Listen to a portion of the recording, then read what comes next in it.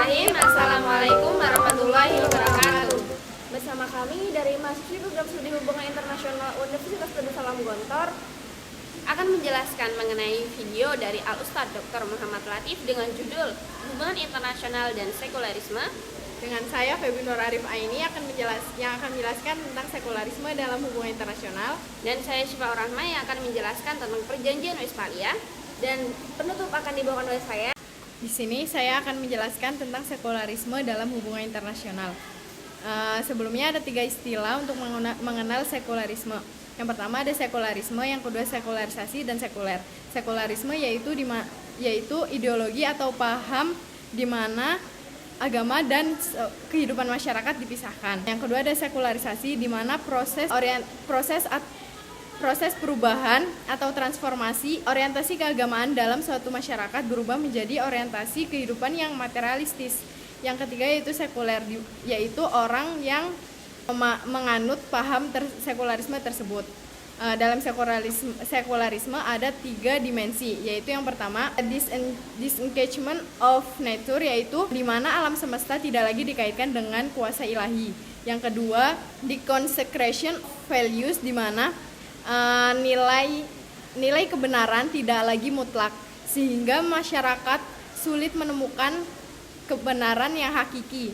Yang ketiga ada desacralization of politics, di mana tidak ada campur tangan agama dalam politik, yaitu contohnya legitimasi politik sekarang ini tidak lagi dikaitkan dengan ajaran agama. Sekularisme dikaitkan dengan hubungan internasional karena studi hubungan internasional ini mempelajari hubungan antar negara dan aktor-aktor lainnya dan bersumber dari barat. Selanjutnya akan dilanjutkan oleh saudari Syifa Rahma. Baiklah, saya akan menjelaskan mengenai Perjanjian Westphalia yang sangat erat kaitannya dengan lahirnya ilmu hubungan internasional. Perjanjian Westphalia sendiri telah dibentuk untuk mengakhiri perang antara kaum agamawan dengan penguasa pada saat itu. Maka dari itu, dasar-dasar yang digunakan oleh Westphalia sangat tidak ada unsur agamanya karena mereka trauma terhadap agama.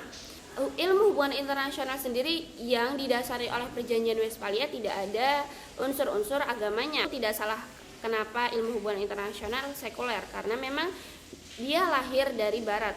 Lalu selanjutnya saya akan menjelaskan mengenai teori realisme yang menjadi teori hubungan internasional.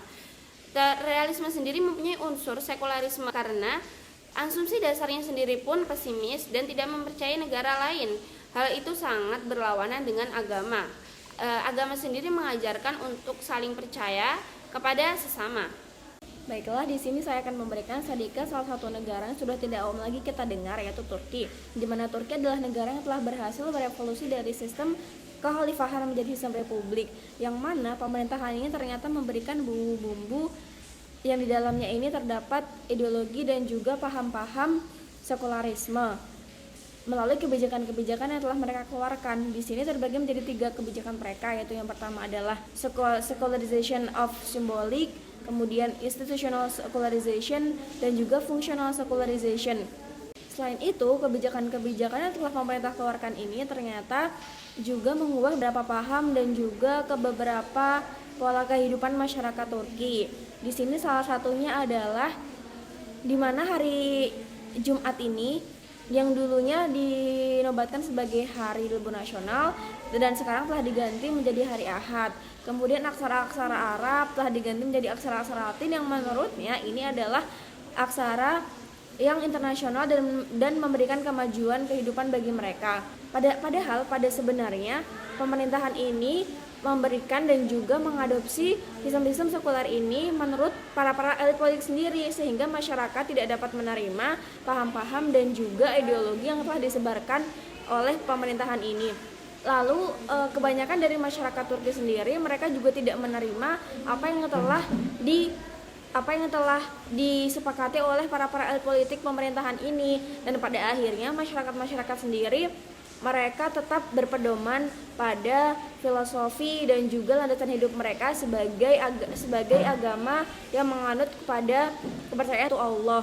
Jadi mereka tetap mengenakan kerudung, mereka tetap berpedoman pada syariat-syariat Islam. Pada kesimpulannya, sekularisasi ini telah membawa kita kepada berbagai macam ilmu, dan juga mereka ternyata telah menyimpulkan bahwa semua ilmu itu tuh mutlak, dan mereka ini berpedoman pada kebenaran yang diucapkan oleh manusia sendiri, padahal pada hakikatnya kebenaran itu hanyalah milik Allah Subhanahu wa taala.